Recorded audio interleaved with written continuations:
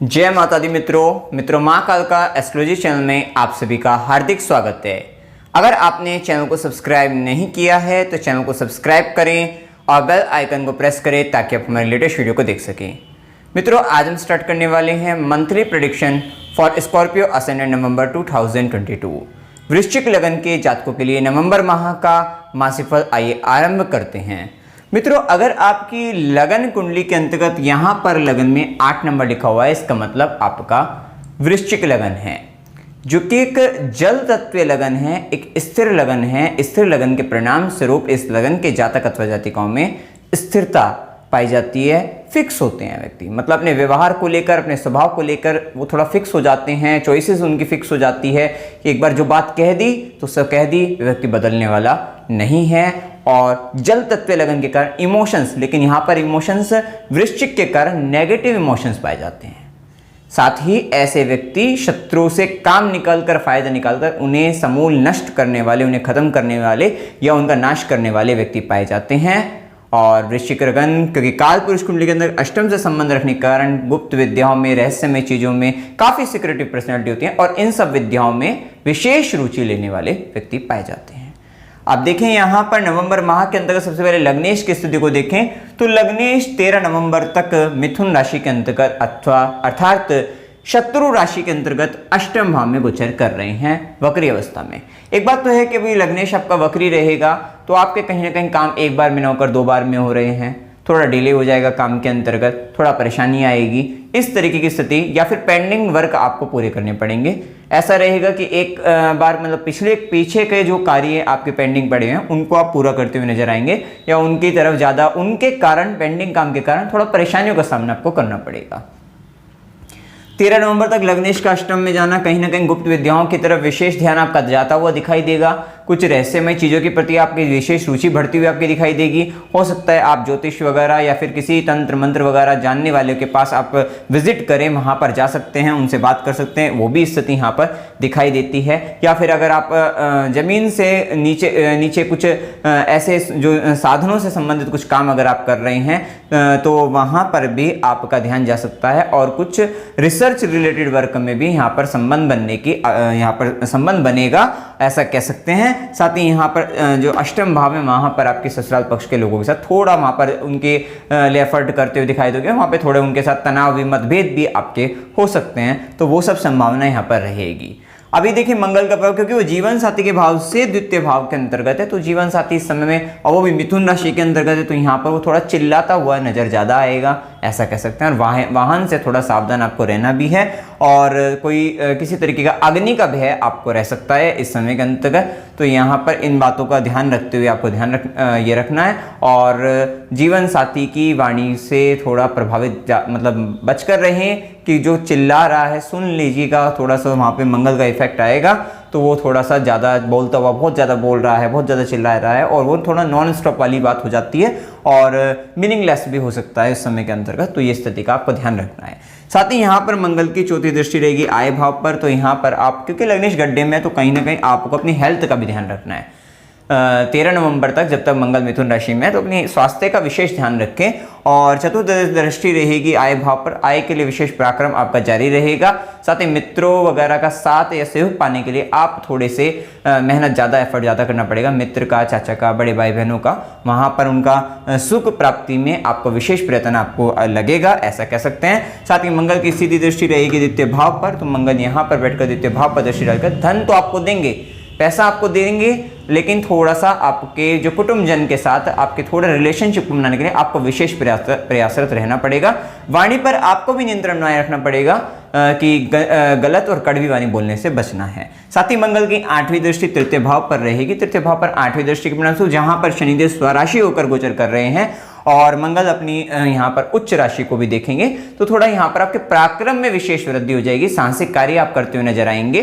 थोड़ा छोटे भाई बहनों के साथ मतभेद या होने की संभावनाएं वहाँ पर बनती दिखाई देगी, ये स्थिति यहाँ पर देखने को मिलेगी। इसके बाद देखिए मंगल का परिवर्तन हो जाएगा 13 नवंबर के बाद से मंगल वृषभ राशि के अंतर्गत गोचर करेंगे। तो देखिए मंगल लग्नेश का सप्तम पर गोचर हो जाएगा। और एक बात और है कि जिस समय हम शुक्र का गोचर देखेंगे यहाँ पे 11 नवंबर के बाद से सप्तमेश खुद शुक्र लगन पर आ जाएंगे। ये एक परिवर्तन राजयोग का निर्माण होगा। तो मैं कह सकता हूं, हम कह सकते हैं यहाँ पर कि 16 नवंबर के बाद से आपका एक अच्छा समय यहाँ पर चालू हो जाएगा, जहाँ पर आपके कर्मेश की भी स्थिति सुधर जाएगी, आपके व्यापार भाव के स्वामी शुक्र की भी स्थिति सुधर रही है और खुद लग्नेश की भी स्थिति सुधर रही है। तो ये एक अच्छा समय यहाँ पर है व्यापार का, लगन का मतलब कहीं ना कहीं आप अपने व्यापार से अपने व्यक्तित्व को, अपने व्यक्तित्व के, अपनी पर्सनैलिटी के द्वारा अपने व्यापार को बहुत ऊपर तक ले जाते हुए नजर आएंगे, आगे बढ़ाते हुए नजर आएंगे। तो एक अच्छी स्थिति यहाँ पर देखने को आपको मिलेगी जब मंगल और शुक्र में परिवर्तन है। तो 13 नवंबर के बाद से ये स्थिति अच्छी बनती हुई दिखती है। अब इसका नेगेटिव प्रभाव ये रहेगा, पॉजिटिव तो हमने देख लिया कि व्यापार वगैरह के लिए अच्छा रहेगा, बढ़िया रहेगा, इन सब चीज में आपके मान सम्मान पद प्रतिष्ठा इन सब में बढ़ाने वाला रहेगा क्योंकि सूर्य का प्रभाव वहां पर आएगा। तो कुल मिलाकर वो सब चीज अच्छी हैं। अब यहाँ पर नेगेटिव ये है कि ये जो मंगल जब सप्तम में बैठेंगे तो ये आपका बिजनेस पार्टनर हो गया या लाइफ पार्टनर हो गया, वो वहाँ पर थोड़ा गुस्सा उनको ज़्यादा आता हुआ नजर आएगा। तो वहाँ पर थोड़ा मंगल का इम्पैक्ट आएगा, तो आपस में झगड़े लड़ाई वगैरह वहाँ पर होने की संभावना बनती है मंगल के कारण। लेकिन वहाँ पर कमिटमेंट भी होते हुए दिखाई देंगे अगर पॉजिटिव ऊर्जा, अगर दशा वगैरह उनकी सबकी ठीक है, आपकी दशा वगैरह सही चल रही है, तो वो फिर ज़्यादा नेगेटिव नहीं रहेगा, वो सिर्फ एक कमिटमेंट के द्वारा आगे बढ़ते हुए दिखाई देंगे। और लेकिन ये क्योंकि यहाँ पर सप्तम से 12वें में राहु है और 12वें के स्वामी, सप्तम से 12वें के स्वामी मंगल सप्तम भाव पर आए हैं, तो जीवन साथी को परेशानियां बनेगी, जीवन साथी के स्वास्थ्य में हानि हो सकती है। तो वहां पर जीवन साथी का खर्चा, कोई बड़ा खर्चा जीवन साथी को आया या हेल्थ को, शरीर पर ही खर्चा हो रहा है जीवन साथी की, तो वो सब संभावनाएं भी यहाँ पर बनती दिखाई देगी। तो ये इस बात का आपको ध्यान रखना है। साथ ही मंगल की चौथी दृष्टि रहेगी दशम पर जब चौथी दृष्टि रहेगी तो आप अपने काम में आप विशेष ऊर्जा को लगाकर अपने काम को करते हुए नजर आएंगे, आगे बढ़ते हुए नजर आएंगे, वो एक बहुत अच्छी स्थिति है। और साथ ही मंगल की सीधी दृष्टि लगन पर रहेगी, आपके शारीरिक रूप से भी आपको मजबूती प्रदान करेंगे और आपके व्यक्तित्व को भी निखारेंगे।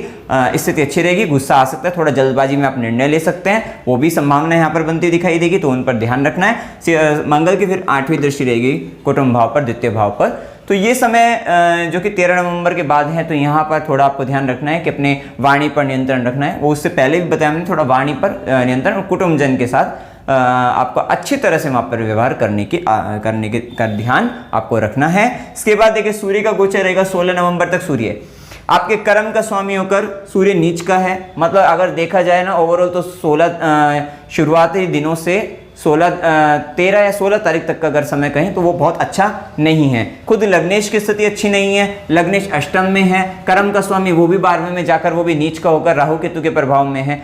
अगर आपका कह सकते हैं कि अगर आपका विदेशों से संबंध है या जन्म स्थान से दूर से या लंबी दूरियों से संबंधित या बहुत दूर जहाँ पर आप रह रहे हैं वहाँ से बड़े दूर दूर से आपके संबंध बनकर आप काम कर रहे हैं तो फिर भी ये ठीक रहेगा। लेकिन अगर आप जहाँ रह रहे हैं उसी तरफ वहीं पर ही काम कर रहे हैं, कोई बहुत ज़्यादा दूर देश प्रदेशों से आपके संबंध नहीं है काम के लिए, तो फिर वहाँ पर आप बहुत अच्छा काम नहीं कर पाएंगे। इस समय के अंतर्गत आपको लॉसेस वगैरह या खर्चे आपके ज़्यादा आएंगे कार्य क्षेत्र के अंतर्गत। अदरवाइज वहाँ पर अगर विदेश वगैरह से बाहर वगैरह या देश प्रदेश से भी और दूर देश प्रदेश से, तो वहाँ पर भी आपको फिर फायदा लग सकता है। लेकिन अगर नहीं है तो फिर वहाँ पर लॉसेस वगैरह होने की संभावना ज़्यादा रहेगी। विशेषकर अगर ध्यान करें तो शुरुआती 15 दिनों का आपको लेकर चलना है कि बहुत अच्छे नहीं है, लेकिन उनके बाद बहुत अच्छी स्थिति बनती दिखती है क्योंकि सूर्य का गोचर 16 नवंबर से लगन पर आ जाएंगे, मित्र की राशि में रहेंगे और यहाँ पर खुद आय भाव के स्वामी बुध भी उनको मिल जाएंगे 13 नवंबर के बाद से। जैसा कि देख ही रहे होंगे आप, बुध का गोचर 13 नवंबर से, तो यहाँ पर जैसे ही कर्म का स्वामी लगन पर आएगा, अब आप अपने कर्म के लिए बहुत ज़्यादा मतलब उत्सुक हो जाएंगे, बहुत ज़्यादा वहाँ पर आप अटेंशन पे करेंगे। ऐसा यहाँ पर कैसे विशेष ध्यान आपको अपने कर्म को लेकर रहेगा क्योंकि कर्म का मालिक एक तरीके से आपके सर पर रहेगा, लगन पर रहेगा, तो दिमाग में सिर्फ काम ही चलने वाले हैं। कार्य क्षेत्र की बातें रहेंगी, अपनी प्रोफेशनल लाइफ की बातें रहेगी, उससे संबंधित आप काम करते हुए नजर आएंगे। सूर्य का प्रभाव रहेगा तो यहाँ पर मान सम्मान पद प्रतिष्ठा की विशेष चाह इच्छा आपके अंतर्गत बनेगी। साथ ही सूर्य और मंगल के आपस में जैसे दृष्टि संबंध भी रहेंगे आगे चलकर 16 नवंबर के बाद, तो वहां पर ऊर्जावान काफी अधिक हो जाएंगे। अब ऊर्जा की कमी नहीं रहेगी, विशेष ऊर्जा आपके पास रहेगी और इस ऊर्जा का सदुपयोग अब आपको करना है, अपने कर्म क्षेत्र में आपको आगे बढ़ते हुए जाना है। तो ये एक अच्छी स्थिति यहां पर 16 नवंबर के बाद बनती हुई दिखाई देती है। मतलब शुरुआती 15 दिन हटाइए और बाद में आप यहां पर आनंद लीजिए इसका, इस ग्रह गोचर का, और बहुत फायदा आपको मिलता हुआ नजर आएगा। साथ ही थोड़ा सा डोमिनेटिंग नेचर यहां पर बढ़ेगा, तो उसका आपको ध्यान रखना है कि आप थोड़ा डोमिनेटिंग ना बनिएगा, दादागिरी वगैरह कर रहे, थोड़ा वहां पर मतलब अपने आपको पोलाइट या अच्छा बनाए रखने की कोशिश आपको वहां पर करनी है। लेकिन हाँ, ओवरऑल ये आपके व्यक्तित्व में वृद्धि करने वाला रहेगा, आपका नेम एंड फेम बढ़ाने वाला रहेगा। अच्छी स्थिति यहां पर कहेंगे, विशेषकर आय वृद्धि वगैरह ये सब साधनों का आपको मिलेगा, तो ये एक अच्छी स्थिति यहां पर कह सकते हैं। इसके बाद देखिए यहां पर बुध का गोचर हम देखें, बुध का गोचर देखें तो बुध 13 नवंबर तक जैसे कि अष्टमेश होकर भी लगन पर आएगा और आय का स्वामी होकर लगन पर आएगा, तो ये थोड़ा गुप्त विद्याओं वगैरह में रुचि देगा और बौद्धिक क्षमता को भी बढ़ाने वाला रहेगा। और आय में विशेषकर आपको धन योग अच्छे बन जाएंगे इससे, तो आपको विशेष आय, विशेष धन के साधन आपके समक्ष आते नजर आएंगे और आप उनका लाभ लेते हुए नजर आएंगे। तो कुल मिलाकर ये धन के लिए भी बहुत अच्छी स्थिति कह सकते हैं कि एक अच्छा खासा धन आप अर्जित कर सकते हैं। देखिए यहां पर अगर हम देखें तो धन का स्वामी जा रहा है पंचम भाव में, शिक्षा के भाव में, आपके ज्ञान के भाव में, और वहां से दृष्टि डाल रहा है आय भाव को, बहुत अच्छी स्थिति है। वहीं पर आय भाव का स्वामी भी लगन पर आ गया है और वो कर्मेश के साथ है, सप्तमेश के साथ है। विशेषकर अगर आप देखें तो जो व्यक्ति व्यापार के अंतर्गत हैं, जो व्यक्ति व्यापार में है, वे बहुत अच्छा धन यहां पर अर्जित करेंगे 16 नवंबर के बाद से, क्योंकि बहुत अच्छी स्थिति इस समय के अंतर्गत बनती हुई दिख रही है, तो एक अच्छी स्थिति यहां पर कह सकते हैं। इसके बाद देखिए बुध का गोचर तुला राशि के अंतर्गत रहेगा। 13 नवंबर तक बुध तुला राशि में रहेंगे, तो आय का स्वामी 12वें में जाएगा और या फिर अष्टमेश 12वें में, तो वही विपरीत राजयोग भी बनेगा। तो थोड़ा सा 13 नवंबर तक आपका वही कि आपका आय भी आपकी सही जगह नहीं जा रही है, या तो इन्वेस्टमेंट की ओर जा रही है, फॉरेन इन्वेस्टमेंट हो सकते हैं, फॉरेन से आपकी आय आ रही है। अगर फॉरेन से या जन्मस्थान से दूर से नहीं आ रही है, तो जहां पर अगर आप हैं तो वहां पर लॉसेज होने की या गलत जगह पर जाने की संभावना है, या हॉस्पिटल इत्यादि के काम में वहां पर मेडिकल से रिलेटेड चीजों में वहां पर खर्चा हो जाए, ऐसी स्थिति बन सकती है। मतलब नेगेटिव जगह पर जा सकती है, लॉसेज वगैरह, खर्चे वगैरह वहां पर हो सकते हैं, तो ये प्रभाव दिखता है 13 नवंबर का, 16 नवंबर का, जैसा हमने बताया अच्छा है। इसके बाद शुक्र का गोचर देखें तो शुक्र सप्तमेश भी है और शुक्र आपका द्वादश भाव का स्वामी वेश भी है। शुक्र 12वें घर में गोचर करेंगे 11 नवंबर तक। जब शुक्र का गोचर तुला राशि में स्वराशि होकर 12वें घर में गोचर करेंगे, तो ये वहां पर आपको फॉरेन वगैरह से, जैसे हम बता भी रहे हैं, तो वहां से लाभ आपको दिला सकते हैं, वीर्य की हानि भी कराते हैं, लग्जरियस चीजों पर खर्चा भी कराते हैं, भोग विलास ऐश्वर्य सभी सामग्रियों पर व्यक्ति को मिलती भी है, उन पर व्यक्ति खर्च करता है और अपने भौतिक सुखों में वृद्धि करने वाला रहता है। ऐसी स्थिति यहां पर कह सकते हैं। एक और बात, अगर आपके, क्योंकि जो संबंध बन रहा है, जैसे हमें बताया भी है कि दाम्पत्य जीवन के अंतर्गत लाइफ पार्टनर, बिजनेस पार्टनर के साथ इश्यूज भी बताए हैं और उनकी तबियत खराब होने की संभावना भी बताई है। इसी स्थिति के अंतर्गत क्योंकि शुक्र जब 12वें में भी जाएंगे, तो शुरुआती दिनों में भी और बाद में भी, जैसे बताया मंगल का गोचर के कारण, तो उनके दिक्कत आएगी। और विशेषकर पत्नी अगर है, अगर आप पुरुष हैं, तो यहाँ पर मतलब पत्नी को ज्यादा, क्योंकि शुक्र का पत्नी का कारक घर है और शुक्र 12वें घर में जाकर केतु के साथ, राहु केतु के प्रभाव में रहेगा, तो वो भी संभावना यहाँ पर बनती है। और सप्तमेश का इस समय में जब शुरुआती 11 नवंबर तक 12वें में जा रहे हैं, तो आप कहीं ना कहीं व्यापार को सोच रहे हैं कि कहीं दूर से आप करें कार्य, इस तरीके के आपके मन में ख्यालात आ सकते हैं और आप करते हुए नजर आएंगे। उसके बाद फिर स्थिति ठीक है, अच्छी होती नजर आ रही है कि 11 नवंबर के बाद शुक्र लगन पर आ जाएंगे। शुक्र लगन पर आकर आपके मन को, बुद्धि में एक क्रिएटिविटी वगैरह कुछ वहां पर सुंदर सुंदर चीजों के प्रति आकर्षण आपको या प्रेम करने का भाव विशेषकर आपका बढ़ जाएगा, क्योंकि यहां पर शुक्र और मंगल का आपस में जो परिवर्तन, जैसा कि हमने बताया, नेम एंड फेम बढ़ाने वाला और व्यापार में विशेष उन्नति दिलाने वाला रहेगा। और शुक्र और मंगल का आकर्षण योग के कारण कोई आपको पार्टनर भी मिल सकता है, ये भी स्थिति यहां पर रहेगी। आप कहीं ना कहीं प्रेम संबंधों के अंतर्गत खुश नजर आते हुए दिखाई देंगे वो स्थिति, क्योंकि स्वराशि पंचमेश स्वराशि भी रहेगा, तो वो भी एक अच्छी स्थिति यहां पर कहेंगे। और खुद सप्तमेश और लग्नेश का परिवर्तन, ये एक ओवरऑल अच्छा है, रिलेशनशिप को बेहतर करेगा, आपके प्रेम संबंधों को बढ़िया बनाएगा। लेकिन हाँ, जो मैंने आपको मंगल का ये आपका बताया कि वो उसकी तबियत वगैरह खराब होने की संभावना वहाँ रहेगी और मंगल के प्रभाव में थोड़ा एग्रेसिव वो सामने वाला पक्ष रहेगा, फिर भी आप अपने आप को मैनेज कर लेंगे, वो स्थिति रहेगी। इसके बाद देखिए यहाँ पर गुरु का प्रभाव, देखिए पंचम का स्वामी पंचम भाव में, गुरु स्वराशि होकर पंचम भाव में गोचर कर रहे हैं मीन राशि के अंतर्गत। ये एक अच्छी स्थिति है, जो कि गुरु धन भाव के भी स्वामी है। अब देखिए यहाँ पर पहली बात तो ये स्वराशि है तो आपको संतान प्राप्त करा सकते हैं। अगर आप बच्चा चाहते हैं, संतान सुख चाहते हैं तो ये आपको मिल सकता है, संतान आपको मिल जाएगी, संतान सुख आपको मिल जाएगा, साथ ही प्रेम संबंधों को सुख मिल जाएगा। और अगर आप शेयर मार्केट वगैरह में इन्वेस्ट करके लाभ लेना चाहते हैं तो उसमें लॉन्ग टर्म इन्वेस्टमेंट लीजिएगा, ऐसा नहीं 1-2 दिन वाला। तो लॉन्ग टर्म इन्वेस्टमेंट में वहाँ पर भी आप लाभ ले सकते हैं। और क्योंकि गुरु पंचम है, शनि की दृष्टि पड़ रही है तो आपको संतान सुख, ज्ञान सुख हो सकता है आप कोई किसी तरीके का कोर्स ज्वाइन कर ले तो वो भी यहाँ पर संतान सुख, ज्ञान सुख, मंत्र साधना सिद्धि का भी सुख यहाँ पर मिलता हुआ दिखाई देगा। तो एक अच्छा समय यहाँ पर इन सब चीज़ों के लिए कहा गया है।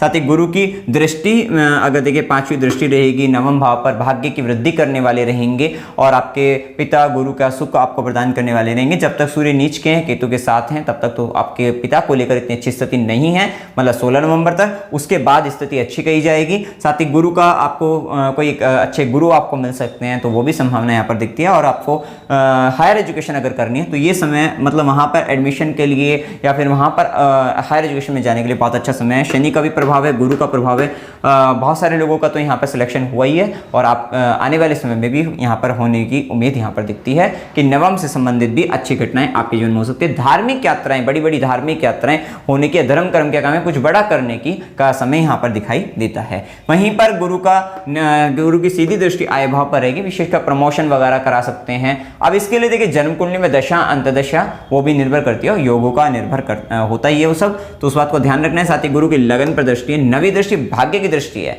तो ये अब आपका 16 नवंबर के बाद का जो समय है ये आपको कहीं ना कहीं एक विशेष पद आपको दिला सकता है, क्योंकि यहाँ पर खुद ये जो परिवर्तन योग बना है ये पद भी दिलाएगा आपको और ये कहीं ना कहीं नाम रोशन आपका कहीं ना कहीं नेम एंड फेम को बढ़ाने वाला रहेगा। स्वयं गुरु ने भाग्य की दृष्टि डाली है, भाग्य के बल पर आप इसमें आगे बढ़ेंगे, मतलब गुरु की दृष्टि कृपा आपके ऊपर से होगी, कुछ ईश्वरीय कृपा यहाँ पर बनेगी और जिसके कारण आपका नेम एंड फेम बढ़ेगा। तो 16 नवंबर के बाद अच्छा प्लान कर सकते हैं कुछ आप, तो वो एक अच्छी स्थिति यहाँ पर कही जाएगी। और साथ ही आपको ज्ञान अच्छा खासा मिलेगा इस समय के अंदर। अगर गुरु की दृष्टि आपके लगन पर है तो आपके व्यक्तित्व में विशेष वृद्धि आपके होते हुए दिखाई देगी। साथ ही इसके बाद हम देखें तो गुरु का जो प्रभाव रहेगा, शनि का जो प्रभाव रहेगा, शनि आपके चतुर्थेश हैं और साथ ही तृतीयेश है। चतुर्थ का मालिक अपने से 12वें गया है, स्वराशि है। तो यहाँ पर एक स्थिति तो यह है कि अगर कोई प्रॉपर्टी बेचना चाहते हैं तो वो भी बनने के योग है। साथ ही स्थान परिवर्तन के साथ साथ विदेश गमन के भी योग बनते हुए दिखते हैं। आप विदेश वगैरह भी जा सकते हैं। तो विदेश वगैरह के लिए अगर कुछ प्लान कर रहे हैं, क्योंकि गुरु के यहाँ वक्र योग कर 9वीं दृष्टि है और शनि की भी दशम दृष्टि 12वें घर पर है, और तो फॉरेन से रिलेटेड अगर आप कुछ चाहते हैं तो वो भी इस माह के अंतर्गत कर सकते हैं, बहुत अच्छा रहेगा। तो ये भी एक अच्छी स्थिति कह सकते हैं। और शनि स्वराशि होकर तृतीय भाव में कर्मठ बनाएंगे, मेहनती बनाएंगे आपको। और यहाँ पर आपको जो शनि का प्रभाव है वो ये आपके छोटे भाई बहनों से संबंधित कुछ बड़ी जिम्मेदारी, रिस्पॉन्सिबिलिटी आपके ऊपर आ सकती है, वो सब हो सकता है। छोटी छोटी यात्राएं आपके जीवन में बढ़ सकती है और वहाँ से आपको उनमें भी थोड़ा मेहनत वगैरह ज़्यादा रहेगी। साथ ही शनि की तीसरी दृष्टि, संघर्ष की दृष्टि तृतीय भाव पर रहेगी, पंचम भाव पर रहेगी। तो पंचम से संबंधित जैसा कि कार्य बताएं वो सब होते हुए नजर आएंगे। साथ ही शनि की दृष्टि आपके नवम से संबंधित कार्य होते हुए नजर आएंगे, जो कि पहले बता ही चुके हैं गुरु के साथ। और शनि की दशम दृष्टि 12वें घर पर रहेगी, गुरु का प्रभाव। तो फॉरेन से रिलेटेड काम हो गए आपके, विदेश से संबंधित काम आपके जैसे हो गए, तो ये सब काम आपके होते हुए नजर आएंगे। या हॉस्पिटल रिलेटेड भी हो सकते हैं। अभी अगर किसी की दशा वगैरह खराब चल रही होगी, जिसकी दशा वगैरह खराब चल रही होगी, तो उसके हॉस्पिटल से रिलेटेड संबंध आते नजर आएंगे। मतलब 12वें से संबंधित रिजल्ट मिलेंगे। 12वें घर के अंतर्गत खर्चे का स्थान है, व्यय ज़्यादा हो सकता है उन लोगों का, और वहाँ पर विदेश का भी है, जेल का भी है, हॉस्पिटल का भी है। तो उनसे संबंधित घटनाएं आपके जीवन में घटित हो सकती है। या फिर गुरु का आश्रम भी है, गुरु का आश्रम भी है, तो हो सकता है आपका बड़ी कर्म आप गुरु के आश्रम से संबंधित कर रहे हो, तो वो भी वहां पर होने की संभावना दिखती है। इसी के साथ राहु केतु का जो गोचर, राहु आपके षष्ठम भाव में चल रहा है, तो विशेषकर आपके पास कितना भी बड़ा कंपटीशन क्यों ना, सब आप यहाँ पर क्रैक करके आप आगे बढ़ जाओगे। तो हो सकता है कि आप अगर एक व्यापार व्यापार कर रहे हैं, तो व्यापार के अंतर्गत कोई भी आपका जो वहाँ पर कंपटीटर आपके समक्ष खड़ा होगा, तो उसको आप कहीं ना कहीं आसानी से हराकर आप आगे बढ़ सकते हैं। कोई आपने टारगेट फिक्स करा, उसको आप आराम से अचीव कर सकते हैं। तो एक अच्छा समय यहाँ पर कहा जाएगा, तो इसका लाभ उठाइएगा। दशा अगर अच्छी हुई तो विशेष आपको परिणाम अच्छे मिलते हुए दिखाई देंगे, ये बात यहाँ पर तय है। इसके बाद देखिए शुभ दिन 4 से 6, 9 से 11, 13 से 16, 16 से 18, 18 से 21, 25 से 27 ये दिन आपके लिए शुभ हैं और अशुभ दिन 1 से 2, 6 से 9, 11 से 13, 21 से 23 ये दिन अशुभ है। अशुभ दिनों में मानसिक तनाव रहेगा, रोग रिपुरिन, झगड़े का संबंध, कलेश हो रहा है और आपका मन अच्छा नहीं है, खुश नहीं है, हानि वगैरह भी हो सकती है। लेकिन ये जो शुभ दिन है इन दिनों के अंतर्गत आपको विशेषकर फायदा लाभ आपका